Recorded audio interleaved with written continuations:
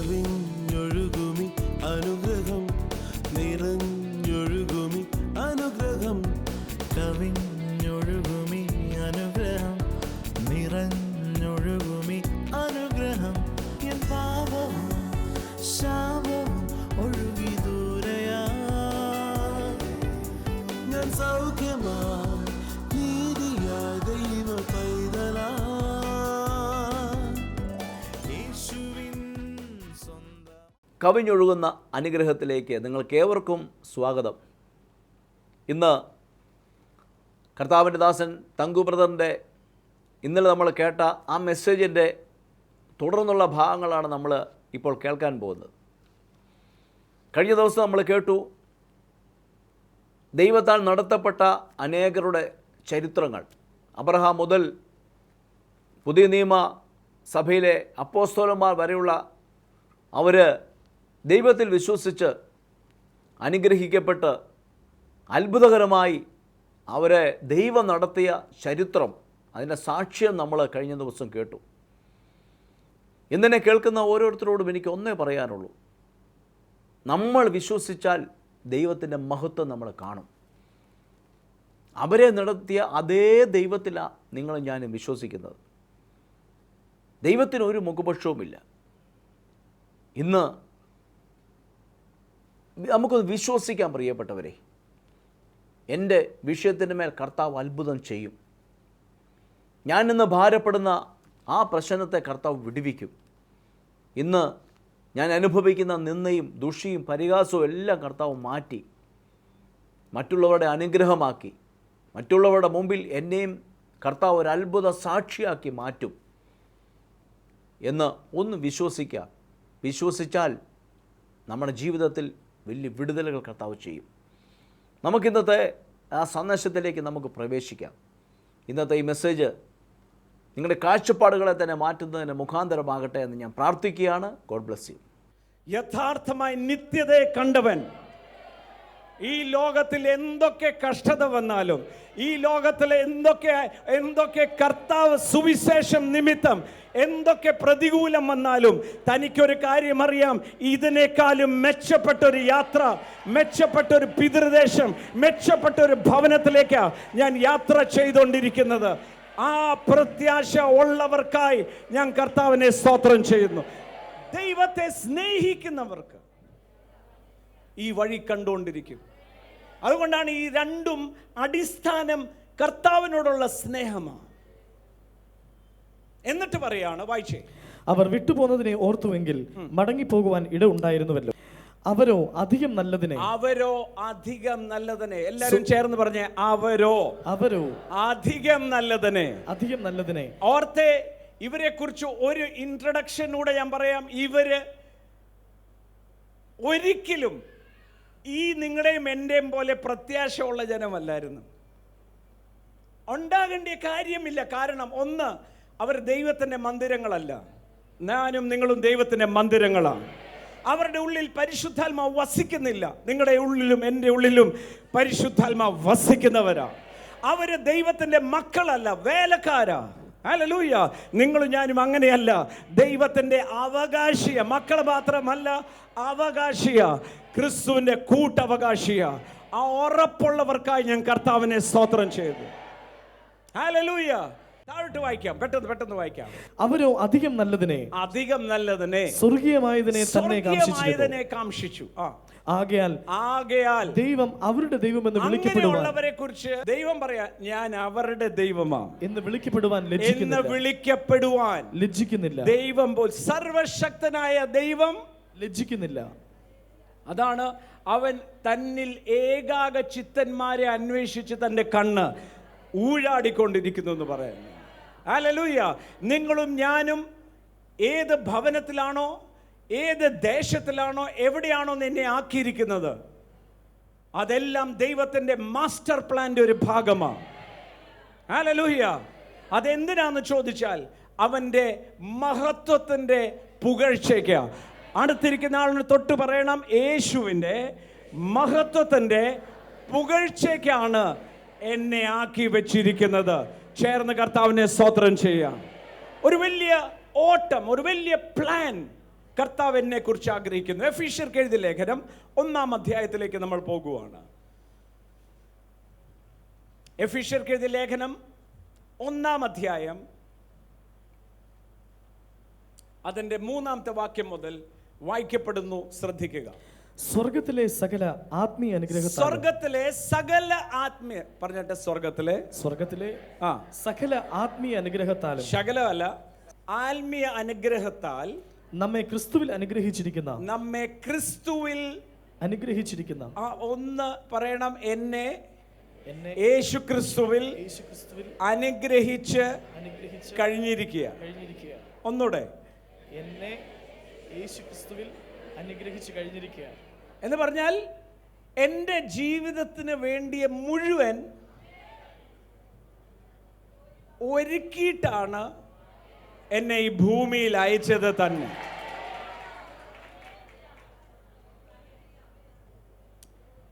ദൈവം ഏദൻ തോട്ടമാണോ ആദ്യമേ സൃഷ്ടിച്ചത്, അതോ ആദാമിനെയാണോ?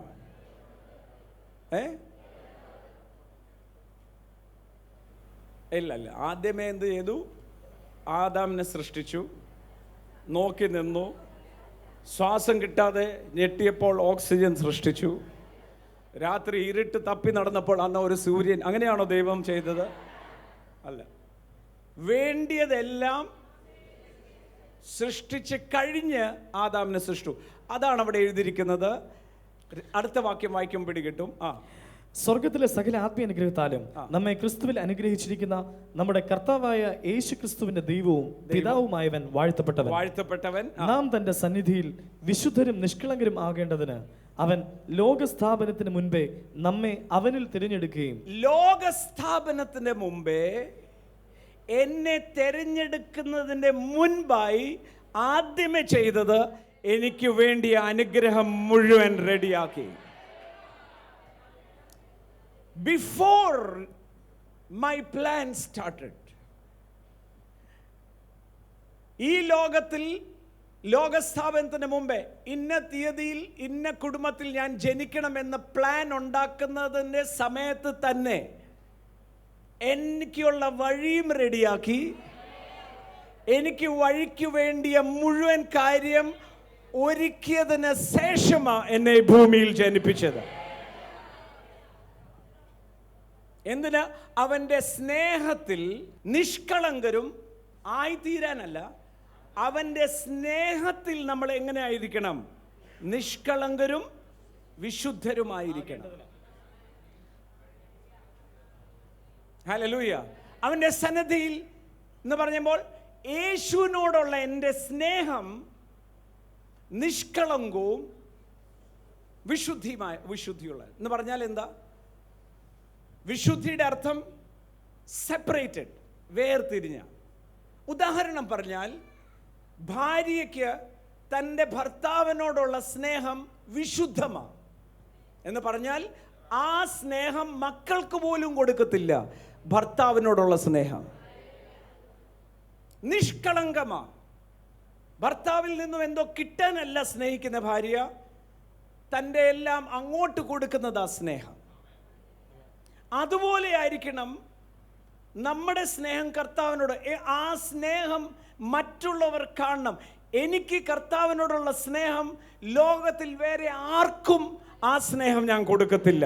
അതവിടെ എഴുതിയിരിക്കുന്ന ലോകസ്ഥാപനത്തിന് മുമ്പേ സ്നേഹത്തിൽ നിഷ്കളങ്കരും വിശുദ്ധരും. കർത്താവിൽ നിന്നും എന്തൊക്കെ കിട്ടും എന്ന് പറഞ്ഞുകൊണ്ടല്ല ഞാൻ നടക്കുന്നത്. കർത്താവിന് ഞാൻ തിരിച്ചറിഞ്ഞപ്പോൾ എനിക്കൊരു കാര്യം പിടിറ്റി, കിട്ടേണ്ടതെല്ലാം കിട്ടി, ഇനി അങ്ങോട്ട് കൊടുക്കാൻ മാത്രമേ ഉള്ളൂ. ചേർന്ന് കർത്താവിനെ സ്തോത്രം ചെയ്താട്ടെ. ഈ പദ്ധതി അടുത്തിരിക്കുന്ന ആളിനോട് പറയണം, ഇന്ന് എൻ്റെ അടുത്തിരിക്കുന്നത് പോലും ദൈവത്തിൻ്റെ പദ്ധതിയാണ്. ദ പ്ലാൻ ഓഫ് ഗോഡ്, ദൈവത്തിൻ്റെ പദ്ധതി. അതിൻ്റെ താഴോട്ട് വായിക്കുമ്പോൾ 11-ാമത്തെ വാക്യം വരുക, 10-ാമത്തെ വാക്യം മുതൽ 9. And made known to us the mystery of his will. അവൻ്റെ ഹിതത്തിൻ്റെ മർമ്മം പരിശുദ്ധാത്മാവിനാൽ നമ്മുടെ ഉള്ളിൽ തന്നുകൊണ്ട്, according to his good pleasure which proposed in himself, അവനിൽ അത് പ്രപ്പോസ് ചെയ്തു. 10ാമത്തെ വാക്യം, and in the dispensation of the fullness of time, കാലത്തിൻ്റെ സമ്പൂർണതയിൽ, hallelujah, he might gather together in one all things in Christ, both in heaven which are on earth in him. ഒരു ദിവസം, കാലത്തിൻ്റെ സമ്പൂർണത വരുന്ന ദിവസം, സ്വർഗത്തിലും ഭൂമിയിലുള്ള സകലരെയും, നമുക്കിന്ന് ചിലരോടൊക്കെ ദേഷ്യമുണ്ട്, അവരെ ഉൾപ്പെടെ ഗ്യാദർ ചെയ്യുന്ന ഒരു ദിവസമുണ്ട്. ഹല്ലേലൂയ. ഒന്നിച്ച് ഇതെല്ലാം മാസ്റ്റർ പ്ലാൻ ചെയ്ത് കഴിഞ്ഞിട്ടാണ് ഇത് തുടങ്ങിയത്. എന്നിട്ട് 11ാമത്തെ വാക്യം പറയാ, ഇൻ ഹിം, അവനിൽ, വി ഒബ്റ്റെയിൻഡ് ആൻ ഇൻഹെറിറ്റൻസ്, അവനിൽ നമ്മളൊരു അവകാശം പ്രാപിച്ചു. Being predestined. പ്രീഡെസ്റ്റിൻഡ് എന്ന് പറഞ്ഞാൽ my destiny was already preordained. Hallelujah. തിരുശീലയുടെ പിന്നിൽ എൻ്റെ ആത്മാവിൻ്റെ നങ്കൂരവുമായി എൻ്റെ ഡെസ്റ്റിനി അവിടെ റെഡിയാ. ഓരോ ദിവസവും ആ ഡെസ്റ്റിനിയിലോട്ട് എന്നെ വലിച്ചുകൊണ്ടായിരിക്കുന്നു. Predestined according to his purpose, those who work all the things according to the counsel of his will. എന്ന് പറഞ്ഞാൽ ആ എൻ്റെ പ്ലാൻ, ദൈവത്തിൻ്റെ പദ്ധതിയിലാണ് ഞാൻ നിൽക്കുന്നത്. ഈ പദ്ധതിയെക്കുറിച്ച് വേദപുസ്തകം ഇങ്ങനെയാ പറയുന്നത്. യെശയ്യാ പ്രവചനം, ഹല്ലേലൂയ, വളരെ ശ്രദ്ധിച്ച് കേൾക്കണം. യെശയ്യാ പ്രവചനം രണ്ട് വാക്യം വായിക്കാൻ പോകുന്നത്. 1:46 അധ്യായം ഒരാൾ റെഡിയാക്കി വെക്കണം. അടുത്തയാൾ 55 വായിച്ച്. 55ന്റെ 8 വായിച്ച്, 8ഉം 9ഉം. My thoughts are not your thoughts, nor are your ways my ways, says the Lord. എൻ്റെ വഴിയല്ല നിന്റെ വഴി, എൻ്റെ വിചാരങ്ങൾ നിങ്ങളുടെ വിചാരങ്ങളല്ല, എൻ്റെ വിചാരമല്ല അല്ല നിങ്ങളുടെ വഴികൾ എൻ്റെ വഴികളുമല്ല. നിങ്ങളുടെ വഴികൾ എൻ്റെ വഴികളുമല്ല, വഴികൾ എൻ്റെ വഴിയല്ല എന്ന് പറഞ്ഞാൽ പ്രീഡെസ്റ്റിനേഷൻ. ഞാൻ ലോകസ്ഥാപനത്തിന് മുൻപേ ഞാൻ ഈ ഭൂമിയിൽ വന്ന് നടക്കേണ്ട വഴി പ്ലാൻ ചെയ്ത ശേഷമാണ് എന്നെ ജനിപ്പിച്ചത്. അതിനൊരു ഉദ്ദേശമുണ്ടായിരുന്നു. ആ ഉദ്ദേശമാണ് 12ാം വാക്യം, അവൻ്റെ മഹത്വത്തിൻ്റെ പുകഴ്ചയ്ക്കായി. ഒന്ന് ഉറക്കെ പറഞ്ഞ, യേശുവിൻ്റെ മഹത്വത്തിൻ്റെ പുകഴ്ചയ്ക്കായി എന്ന് പറഞ്ഞാൽ നിങ്ങളെയും എന്നെയും ലോകം കണ്ടിട്ട് യേശുവിൻ്റെ അടുക്കൽ വരാൻ കൊതിക്കണം. നമ്മൾ ഓർത്തത് നമ്മൾ ജനിച്ചു പല കാര്യങ്ങൾ. നിങ്ങളൊരു കാര്യം ശ്രദ്ധിച്ചാൽ വചനം പറയാ, ഇൻ ഓൾ തിങ്സ്, നിങ്ങൾ വീണതുപോലും നിങ്ങൾ തെറ്റിയതുപോലും അവൻ കണ്ടോണ്ടായിരുന്നത്. തെറ്റി അകന്നു പോകാനായിട്ടല്ല, അതിൻ്റെ ഇടയിൽ ഒരു ചെറിയ പ്ലാനിനകത്ത് ഡീവിയേഷൻ വന്നെങ്കിലും പരിശുദ്ധാത്മാവ് തട്ടി തിരിച്ച പ്ലാനിൽ തന്നെ കയറ്റിക്കൊണ്ട് എന്നെ പോകുക. ഈ വഴി മനസ്സിലാക്കാത്തവരാണ് ടെൻഷൻ അടിക്കുന്നത്. എൻ്റെ വിചാരമല്ല നിന്റെ വിചാരം, എൻ്റെ വഴി അല്ല. അതുകൊണ്ടാണ് ദൈവവചനത്തിൽ ഇങ്ങനെ പറയുന്നത്, and a man desires in his heart. മനുഷ്യൻ അവൻ്റെ ഹൃദയത്തിൽ ആഗ്രഹിക്കുന്നു, എങ്കിലും അവൻ്റെ steps are ordered by the Lord. എൻ്റെ ഓരോ കാൽച്ചോടും ഞാൻ ആഗ്രഹിച്ചത് ഇതാ, പക്ഷെ ഇവിടെയാ കാൽച്ചോട്. ഈ കാൽച്ചോട് പക്ഷെ കൽപ്പിച്ചത് കർത്താവായ യേശു ക്രിസ്തു തന്നെ. എൻ്റെ ജീവിതത്തിൽ അബദ്ധങ്ങൾ പറ്റിയിട്ടില്ല. എൻ്റെ ജീവിതത്തിൽ പരാജയപ്പെടാനല്ല നിൽക്കുന്നത്, നാൾക്ക് നാൾ.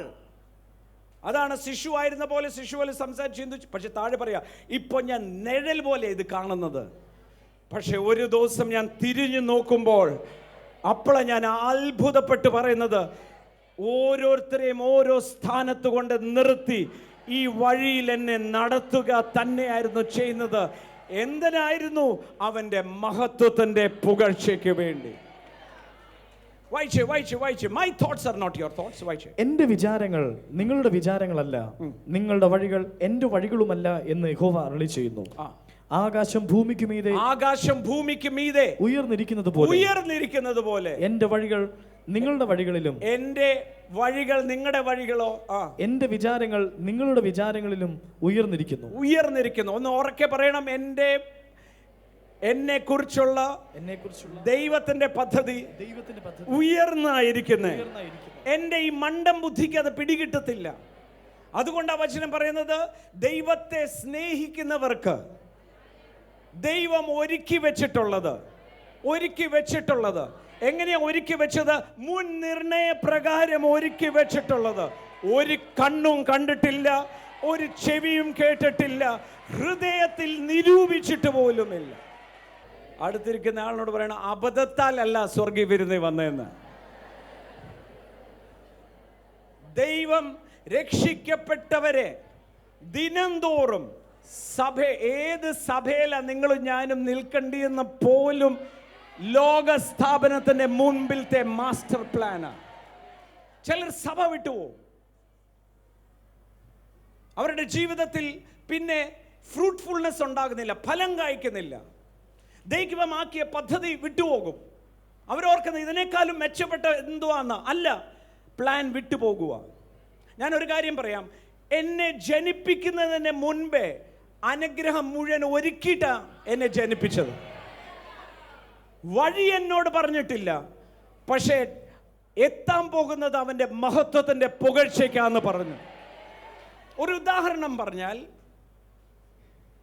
റോനക്ക് ജനിക്കുന്ന മുമ്പേ ഇങ്ങനെ ഞങ്ങൾക്കൊരു കുഞ്ഞുണ്ടാകണം എന്ന് ഞാനും അനിയും കൂടെ തീരുമാനിക്കുക.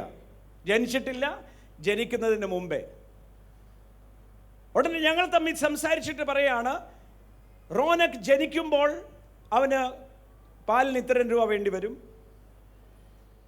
അവൻ്റെ 1ാം ക്ലാസ്സിൽ പഠിക്കാൻ പോകുമ്പോൾ ഇത്രയായിരിക്കും സ്കൂൾ ഫീസ്. കോളേജ് നമുക്ക് ഇവിടെ വിടാം, അവിടുത്തെ സ്കൂൾ എല്ലാം കൂടെ ചേർന്നാൽ 5 ലക്ഷം രൂപ. 5 ലക്ഷം രൂപ ബാങ്കിൽ ഫിക്സഡ് ഡെപ്പോസിറ്റ് ഇട്ട് കഴിഞ്ഞിട്ടാണ് റോനക്കിനെ ഞാൻ ജനിപ്പിച്ചത്. ഹല്ലേലൂയ. ഇനി അവന് ടെൻഷൻ അടിക്കേണ്ട ആവശ്യമുണ്ടോ? അവനറിയത്തില്ല ഇങ്ങനെ ഡെപ്പോസിറ്റ് ഉണ്ടെന്ന്. ഞങ്ങൾക്കറിയാം.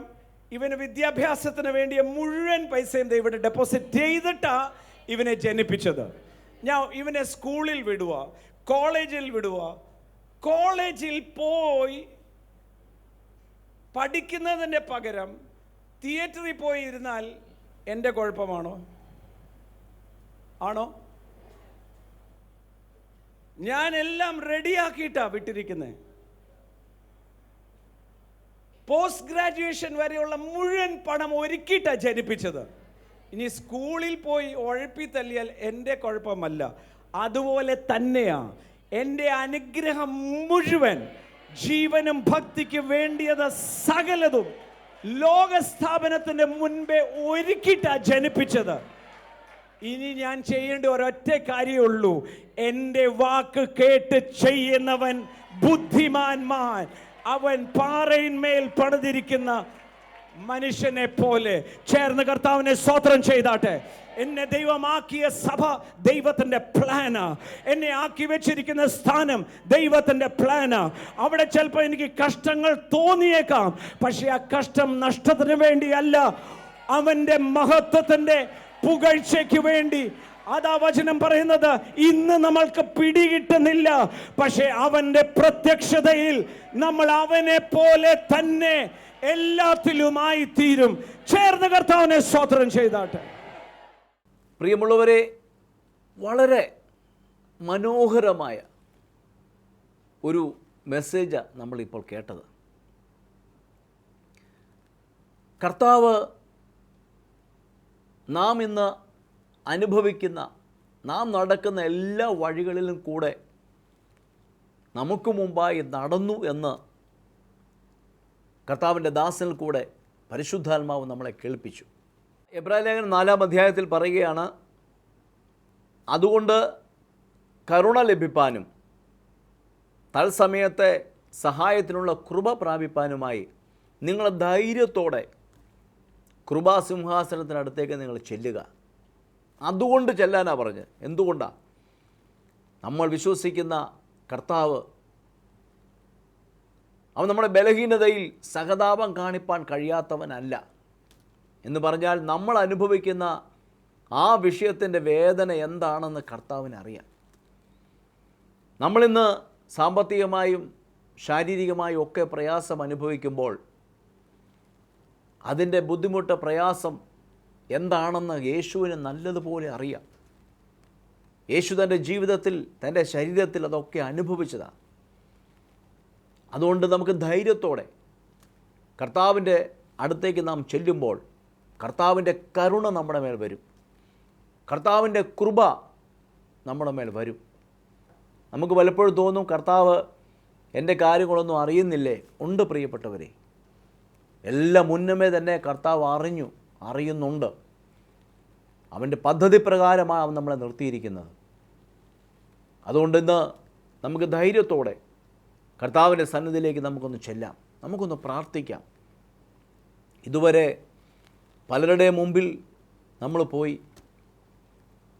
ഞാൻ നിങ്ങളോടൊരു കാര്യം പറയാം, ഈ ലോകത്തിലെ ഒരു മനുഷ്യൻ്റെ മുമ്പിൽ ചെന്നാൽ അവിടെ നിന്ന് നമുക്ക് പോസിറ്റീവായിട്ടുള്ളൊരു മറുപടി കിട്ടുമെന്നുള്ള കാര്യത്തിൽ നമുക്കൊരു ഉറപ്പുമില്ല. എന്നാൽ കർത്താവിൻ്റെ അടുക്കൽ ചെന്നാൽ നമുക്ക് അനുകൂലമായ ഒരു വിടുതൽ, ഒരു മറുപടി ഉറപ്പാണ്. അതുകൊണ്ട് ആ കർത്താവിൻ്റെ അടുക്കൽ, അവൻ നമ്മളോട് കരുണ കാണിക്കുന്ന കർത്താവാണ്, നമ്മളോട് ദയ കാണിക്കുന്ന കർത്താവാണ്. അവൻ്റെ അടുക്കൽ ചെന്നാൽ ഒരു തടസ്സവുമില്ല. യേശുവേ എന്നെ സഹായിക്കണമേ എന്നൊരു വാക്ക് പറഞ്ഞാൽ ആ വ്യക്തി എങ്ങനെയുള്ള വ്യക്തിയാണെങ്കിലും കർത്താവ് അവനെ സഹായിക്കും. ഹൃദയത്തിൽ നിന്ന് നമുക്കൊന്ന് പ്രാർത്ഥിക്കാം, കണ്ണുകളെ അടയ്ക്കാം. കർത്താവേ, ഞങ്ങൾ ഒരുമിച്ച് ചേർന്ന് പ്രാർത്ഥിക്കുന്നു. ഇന്ന് ഞങ്ങൾ അനുഭവിക്കുന്ന സകല വേദനകളിൽ കൂടെ കർത്താവ് കടന്നു പോയതാണല്ലോ. ഞങ്ങളിന്ന് പ്രയാസപ്പെടുന്ന സകല വിഷയത്തിൻ്റെയും ഭാരം, ബുദ്ധിമുട്ട് എന്താണെന്ന് അവിടുന്ന് അനുഭവിച്ച ശേഷമാണല്ലോ ഈ വഴിയെ നടക്കുവാൻ ഞങ്ങളെ അവിടുന്ന് അനുവദിച്ചിരിക്കുന്നത്. അതുകൊണ്ട് തന്നെ എൻ്റെ യേശുവേ, അങ്ങയുടെ വചനത്തിൽ ഞങ്ങൾ വിശ്വസിക്കുക. ഞങ്ങൾക്ക് സഹിക്കാൻ പറ്റുന്നതിന് മീതെ ഒന്നും ഞങ്ങളുടെ ജീവിതത്തിൽ വരുവാൻ കർത്താവ് അനുവദിക്കത്തില്ല. യേശുവിൻ്റെ നാമത്തിൽ ഇന്ന് പ്രയാസം അനുഭവിക്കുന്ന ഓരോരുത്തർക്കും വേണ്ടി പ്രാർത്ഥിക്കുന്നു. അവരുടെ ജീവിതത്തിൽ ഇപ്പോൾ തന്നെ ഒരു അത്ഭുതകരമായ വിടുതൽ ഉണ്ടാകട്ടെ. അവരുടെ സാമ്പത്തികമായ വിഷയങ്ങൾക്ക് വലിയൊരു വിടുതൽ വരട്ടെ. ഇവരുടെ മുമ്പിൽ അടഞ്ഞു കിടക്കുന്ന വഴികളും വാതിലുകളും ഇവർക്ക് വേണ്ടി തുറക്കപ്പെടട്ടെ. യേശുവിൻ്റെ നാമത്തിൽ ഇവർക്ക് കൊടുക്കാനുള്ളവർക്ക് കൊടുക്കാനും ഇവർക്ക് കിട്ടാനുള്ളവരിൽ നിന്ന് കിട്ടുവാനുമുള്ള കാര്യങ്ങളെല്ലാം എൻ്റെ കർത്താവെ അങ്ങ് ഇപ്പോൾ തന്നെ ചെയ്യണമേ. യേശു ക്രിസ്തുവിൻ്റെ നാമത്തിൽ ഞങ്ങൾ പ്രാർത്ഥിക്കുന്നു. ഓരോ വിഷയങ്ങളുടെ മേലും കർത്താവിൻ്റെ കരം ഇപ്പോൾ തന്നെ നീട്ടുന്നതിനായി സ്തോത്രം. അത്ഭുതകരമായി വിടുതൽ നൽകുന്നതിനായി നന്ദി. അപ്പോൾ തന്നെ ശാരീരികമായി പ്രയാസം അനുഭവിക്കുന്നവർക്ക് വേണ്ടി പ്രാർത്ഥിക്കുന്നു. ശാരീരികമായിട്ടുള്ള എല്ലാ ബുദ്ധിമുട്ടുകളും മാറട്ടെ, സൗഖ്യം വരട്ടെ യേശുവിൻ്റെ നാമത്തിൽ. എൻ്റെ കർത്താവിൻ്റെ കരം ഓരോരുത്തരെയും ഇപ്പോൾ തന്നെ തൊടുന്നതിനായി സ്തോത്രം. വിടുവിച്ചിരിക്കാൻ നന്ദി. യേശുവിൻ്റെ നാമത്തിൽ തന്നെ ആമേൻ. കർത്താവ് നിങ്ങളെ അനുഗ്രഹിക്കട്ടെ. നമുക്ക് വീണ്ടും കാണാം. God bless you.